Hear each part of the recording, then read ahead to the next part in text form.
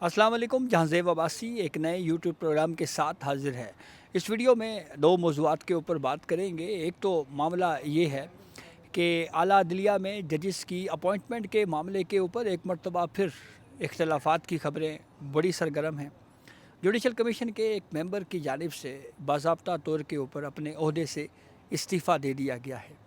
یہ معاملہ کیا ہے، اس کے اوپر ڈسکس کریں گے۔ نئے جوڈیشل کمیشن کے ممبر کون ہوں گے، اس پہ بھی بات کریں گے، اور پھر اس کے بعد اس پہ بھی بات کرتے ہیں کہ فوجی عدالتوں میں سویلین کے ٹرائل کے حوالے سے کیس کی سماعت کے دوران 1971 سے پہلے کے جو واقعات تھے، ان واقعات کا ذکر دے کر ان واقعات سے موازنہ 9 مئی کے واقعات سے کیوں کیا گیا، یہ اس پہ بات کرتے ہیں۔ تو سب سے پہلے ملٹری کورٹس کیس کے میں جو اس پہ بات ہوئی ہے، اس پہ جسٹس حسن نظر رضوی کی جانب سے کچھ آبزرویشنز دی گئی ہیں۔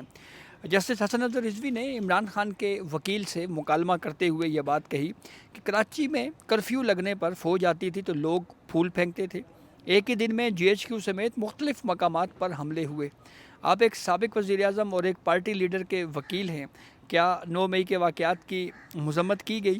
تو اس کے اوپر جواب دیا گیا عمران خان کے وکیل عزیر بھنڈاری صاحب کی طرف سے کہ ہاں جی، ہم نے جو ہے وہ مذمت عمران خان نے کورٹ میں مذمت کی تھی۔ یہ وہی واقعہ تھا جب جسٹس عمر عطا بندیال صاحب کی عدالت تھی، good to see you Imran Khan کو وہاں پر پیش کر کے کہا گیا۔ پھر اس کے بعد عدالت کی جانب سے باضابطہ طور کے اوپر اس وقت میں بینچ میں موجود جسٹس اطہر من اللہ، جسٹس عمر عطا بندیال بار بار یہ بات کہتے ہوئے دکھائی دیے کہ ان واقعات کی آپ کو مذمت کرنی چاہیے، لیکن عمران خان کا بہرحال اس وقت تو موقف یہی تھا کہ میں تو حراست میں تھا، مجھے تو پتہ ہی نہیں چلا کہ بعد میں کیا ہوتا رہا۔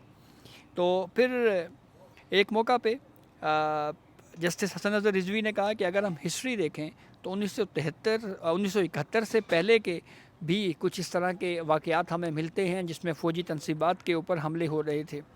یہاں ایک سیاسی جماعت کسی لیڈر کے گھر، گورنر ہاؤس یا کسی تھانے کے اوپر حملے نہیں کر رہی۔ یہاں فوجی تنصیبات پر ایک ہی وقت میں مختلف شہروں کے اوپر حملے کیے گئے۔ اگر یہی صورتحال رہی تو انارکی پھیلے گی جو مستقبل کے لیے خطرناک ہوگا۔ ایسے واقعات کا سدِ باب کرنا ضروری ہے۔ جسٹس حسن نظر رضوی نے جب یہ آبزرویشن دی تو اس پہ عزیر بھنڈاری نے کہا کہ یہ ایک کہاوت ہے، جس کے ہاتھ میں ہتھوڑی ہو اسے ہر چیز کیل نظر آتی ہے۔ جسٹس امین الدین خان نے کہا کہ ملٹری کو اختیار نہیں ملا کہ بلکہ پارلیمنٹ کے قانون کے ذریعے ان کو یہ اختیار ملا ہے۔ جسٹس محمد علی مظہر نے کہا کہ پارلیمنٹ کی قرارداد بھی منظور ہوئی۔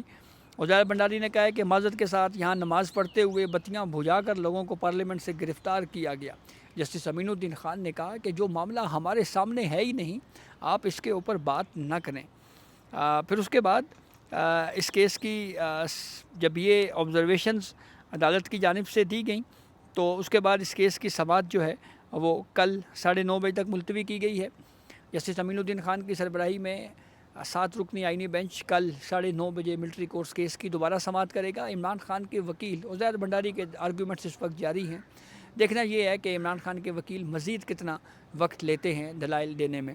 دوسرا اہم موضوع اعلیٰ عدلیہ میں ججز کی اپوائنٹمنٹ کے معاملے کے اوپر اختلافات کے حوالے سے ایک مرتبہ پھر صورتحال کافی جو ہے وہ ہمیں گرما گرمی کسی صورتحال دیکھنے کو مل رہی ہے۔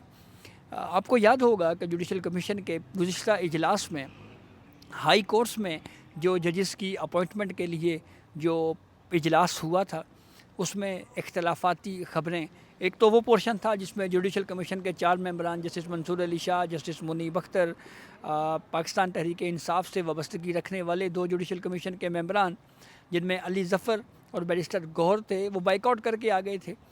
تو اس پہ چیف جسٹس آف پاکستان یحییٰ آفریدی نے پی ٹی آئی کے وفد سے ملاقات میں بھی یہ بات کہی تھی کہ آپ اگر بائیک آؤٹ نہ کرتے تو صورتحال مختلف ہوتی، اور اس سے پہلے صحافیوں سے ملاقات کے دوران بھی اس بات کا اظہار چیف جسٹس یحییٰ آفریدی کر چکے ہیں۔ تو اس وقت بھی یہ اختلاف سامنے آیا تھا جوڈیشل کمیشن کے ممبران کی طرف سے کہ جو اسلام آباد ہائی کورٹ میں جو ججز کی اپوائنٹمنٹ کے معاملے کے اوپر جو بالخصوص سینیورٹی لسٹ میں جو 5 نام سپریم کورٹ میں بھیجے گئے تھے، ان میں جسٹس سرفراز ڈوگر صاحب کا نام کیوں تھا، اس پہ چیف جسٹس آف پاکستان یحییٰ آفریدی صاحب کی ایک مختلف رائے تھی۔ نمائندہ پاکستان بار کونسل اختر حسین صاحب کی بھی رائے مختلف تھی۔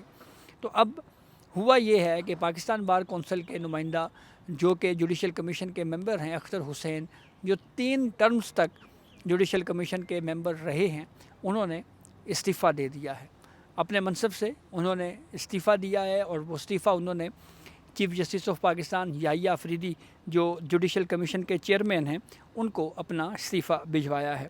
استعفے کے متن میں اختر حسین صاحب یہ جو انہوں نے اس بات کی وجوہات بتائی ہیں کہ استعفیٰ انہوں نے کیوں دیا، اس کے اوپر انہوں نے تحریری جو اپنا استعفیٰ ہے اس میں یہ بات کہی ہے کہ وہ جو ہے وہ مزید اپنی ذمہ داریاں ادا نہیں کر سکتے، اس لیے وہ اپنے منصب سے سبکدوش ہو رہے ہیں، استعفیٰ دے رہے ہیں، اور ساتھ ہی انہوں نے یہ کہا کہ میرا جو یہ استعفیٰ دینا ہے یہ دراصل اس کی وجہ جو حال ہی میں اعلیٰ عدلیہ میں ججز کی اپوائنٹمنٹ کا جو معاملہ ہے اس کے تناظر میں ہے۔ اختر حسین صاحب جوڈیشل کمیشن کے ممبر تھے، اور 36 سے زائد ہائی کورٹس میں اپوائنٹمنٹس ہوئی ہیں، سپریم کورٹ میں 7 اپوائنٹمنٹس ہوئی ہیں، اس پورے پروسیس میں اختر حسین صاحب اس کا حصہ رہے ہیں۔ ان کا اختلافی نقطۂ نظر جو انہوں نے بیان کیا وہ بھی ریکارڈ کا حصہ ہے۔ ان کی جانب سے سینیورٹی والے ایشو کے اوپر جو ہے وہ اعتراض کیا گیا تھا۔ اپنے اس استعفیٰ اس کے متن میں اختر حسین صاحب نے یہ کہا ہے کہ پاکستان بار کونسل نے مجھے آئین کے آرٹیکل 175A(2)(6) کے تحت 3 مرتبہ جوڈیشل کمیشن آف پاکستان کا رکن نامزد کیا۔ میں اپنی ذمہ داریاں اپنی بہترین صلاحیتوں کے مطابق سر انجام دیتا رہا۔ حالیہ عدالتی تقرریوں سے متعلق جو تنازعات ہیں اس کی بنا پر میں مزید کام جاری نہیں رکھ سکتا۔ میں جوڈیشل کمیشن آف پاکستان کی رکنیت سے مستعفی ہو رہا ہوں۔ میں اپنے استعفے کی نقل چیف جسٹس جو کہ چیئرمین جوڈیشل کمیشن ہے ان کو اور پاکستان بار کونسل کو ارسال کر رہا ہوں تاکہ آئین پاکستان 1973 کے تحت میری جگہ نیا نامزد رکن مقرر کیا جا سکے۔ جوڈیشل کمیشن آف پاکستان کے معزز ارکان کی خدمت میں سلام پیش کرتا ہوں اور آپ کو یقین دلاتا ہوں کہ میں عدلیہ اور جمہوری اداروں کی ترقی اور خود مختاری کے لیے اپنی کوششیں جاری رکھوں گا۔ اور چیف جسٹس جو کہ چیئرمین ہیں جوڈیشل کمیشن کے، ان کے بھی اور چیئرمین پاکستان بار کونسل کا بھی شکریہ ادا کیا اور کہا کہ انہوں نے مجھ پر اعتماد کیا اور میری پوری مدت کے دوران تعاون کیا۔ آپ سے درخواست ہے کہ آئین کے مطابق میری جگہ نیا ممبر جو ہے وہ نامزد کر دیا جائے۔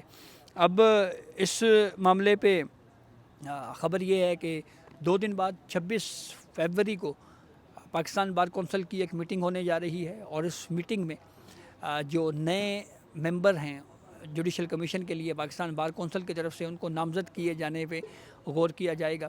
اور ہمارے ذرائع اس بات کو کنفرم کر رہے ہیں کہ سینئر وکیل ایڈوکیٹ احسن مون صاحب کا نام کافی امید ہے کہ وہ as a member judicial commission appoint ہو سکتے ہیں۔ تو یہ اب تک کی اپڈیٹ تھی جس سے ہم نے آپ کو آگاہ کیا۔ بہت شکریہ۔